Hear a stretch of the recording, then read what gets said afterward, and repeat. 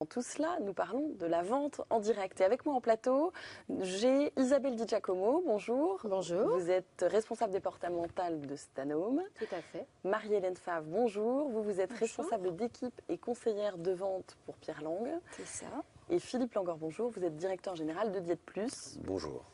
Un beau plateau pour parler d'un vaste secteur. Alors Isabelle, il est en développement ce secteur ?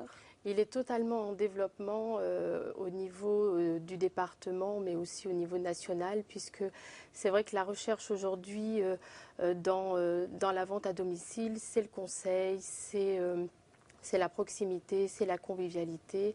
Et en ce qui concerne mon secteur de vente, sur l'année 2009, ça a été plus de 50 conseillères qui sont venues adhérer à l'équipe du Finistère. Donc Philippe, on peut dire que la crise n'impacte pas du tout la vente à domicile ? La vente à domicile, ça recrute en permanence. Donc c'est-à-dire on manque tout le temps de recrues. Et les derniers chiffres, notamment de la Fédération de la vente directe, montraient une croissance en 2009 de 14% encore, sur l'ensemble du secteur. Donc nous, évidemment, on est une jeune société, donc on a 1 an d'existence, donc on a une très forte croissance par rapport à l'année passée, mais c'est vrai qu'on ne sent pas la crise, en tout cas. Marie-Hélène, la formule séduit, mais alors qu'est-ce qui peut séduire davantage la vente à domicile, enfin, chez vos clients, qu'est-ce qui séduit le plus ? Chez la clientèle, je pense que c'est le fait de pouvoir venir chez elle, qu'elle puisse choisir en boutique, faut se déplacer. Là, c'est nous qui nous déplaçons. Et puis, je sais pas, enfin disons que le fait de pouvoir tout toucher, d'être chez elle, d'être à l'aise, ne pas pouvoir, d'être obligé de venir en boutique en ville, je crois que c'est ça. Donc l'aspect pratique aussi. L'aspect pratique, la l'objet qui vient, convivialité, le fait de se retrouver entre amis, je crois que c'est ça. Alors une autre question, c'est une vente qui touche davantage les femmes. Voilà, je me trompe, les femmes que les hommes. Est-ce que c'est vrai ? En tout cas, c'est ce qu'on a l'impression de voir, Isabelle. Au départ, je pense que c'est une idée un petit peu préconçue des choses. C'est vrai qu'on a tendance à amener ce secteur vers des femmes. Mais aujourd'hui, on en a discuté tout à l'heure avec Marie-Hélène. Et sur nos secteurs communs, on a des hommes qui viennent très facilement rejoindre. Puisque moi, en ce qui concerne notre société... on a des hommes qui font le ménage, qui aiment prendre soin d'eux aussi. Donc automatiquement, ils se sentent concernés par la vente directe aujourd'hui. Et puis, c'est vrai qu'en tant que femme, on aime bien le contact, mais les hommes aiment bien aussi se retrouver et avoir un contact direct avec les personnes. Philippe, est-ce qu'on peut dire que c'est un métier de femme aussi ou pas ? C'est un métier de femme et d'homme, donc ça va dépendre. Je crois que c'est plus une opportunité. Donc les gens cherchent à avoir un complément de revenus et c'est souvent comme ça qu'ils vont rentrer dans la vente directe. Maintenant, c'est vrai que dans notre secteur, qui est le domaine du coach en minceur, on va dire, on a aussi bien des hommes que des femmes, même si on a a priori au niveau des coachs, plus de femmes. Mais au niveau de nos clientèles, là, c'est un peu varié. On touche aussi bien des hommes que des femmes, puisque le problème de poids, ça touche tout le monde. D'accord. Donc là, vous ne vendez pas forcément un objet, vous vendez aussi un service. Nous, on vend un programme. C'est un programme complet qui va comprendre des produits pour rééquilibrer son alimentation, mais qui va comprendre surtout un coach, qui est justement notre réseau de coachs, qui va accompagner la personne tout au long de sa perte de poids. Donc c'est vraiment une proximité que nous avons besoin.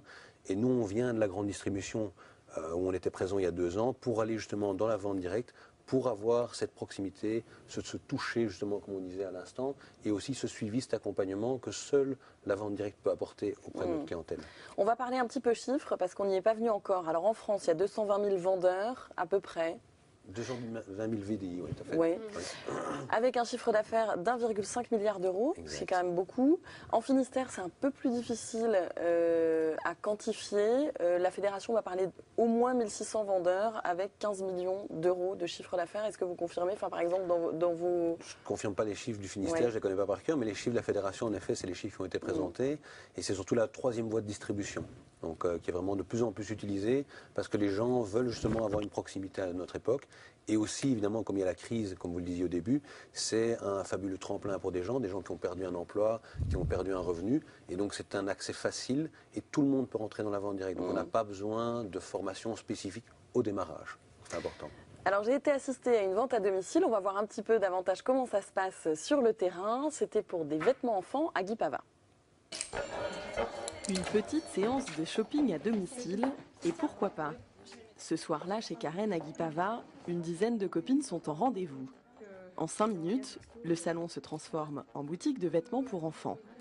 La vente à domicile, un concept qui séduit toujours. La semaine passe très vite, le temps passe très vite et c'est vrai que ça permet de stopper la semaine et puis de voir effectivement nos amis qu'on n'a pas forcément le temps de voir tout le temps. Je crois qu'il y a le côté aussi partage de l'apéritif ou un petit café. Effectivement, ça finit souvent comme ça. La convivialité est présente, certes, mais pour toutes ces mamans, la formule est aussi très pratique. Plus besoin de courir les magasins pendant la pause déjeuner. Fini aussi les rideaux de fer qui se ferment sous nos yeux à 19h tapantes. Avec des enfants en bas âge, ça permet d'être ou chez moi ou même d'aller chez des amis. C'est vrai que c'est quand même beaucoup plus accessible et beaucoup plus facile qu'en centre-ville. Donc c'est vrai que ça me convient parfaitement. Je ne vais pas dans les magasins. Tu vas plus dans les magasins? Ah non, moi parfois je vais mais... Moi j'ai pas fait les soldes. Moi je vais très rarement. J'ai deux garçons sur Internet. Deux garçons en magasin. En magasin, c'est même pas la peine. Et côté prix, ça donne quoi? Je crois franchement que nous sommes dans les mêmes critères de prix. Et en plus, je le répète, mais c'est important, c'est qu'il y a de l'originalité dans les vêtements. Donc je crois qu'on est prêt de toute façon, même si c'est un peu plus cher, à faire un peu d'effort. La vente à domicile s'est popularisée il y a plus de 60 ans avec les fameuses boîtes alimentaires en plastique de Monsieur Tupper. Aujourd'hui, le marché s'est élargi. Et en réunion à domicile, on peut trouver bijoux, cosmétiques, vêtements, produits ménagers, lingerie. Mais alors, avec cette concurrence, ce métier, il rapporte? Tout est relatif. Une personne qui va démarrer, elle va avoir un petit complément. Donc ça peut être entre 200 et 400 euros en complément de salaire. Et après, pour une qui a vraiment bien enclenché une bonne clientèle, elle peut espérer, en étalant sur une année complète, avoir un complément entre 800 et 1000 euros. En tout cas, ce soir, au moment de passer commande, Nathalie est plutôt satisfaite.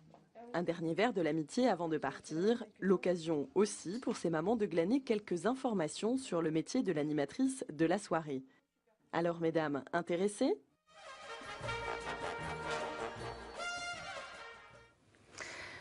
Alors Marie-Hélène, comme on le voit dans le reportage, l'ambiance est hyper conviviale. Est-ce que ça aussi c'est quelque chose qui est très très recherché et notamment par exemple en milieu rural, ça permet de maintenir un lien?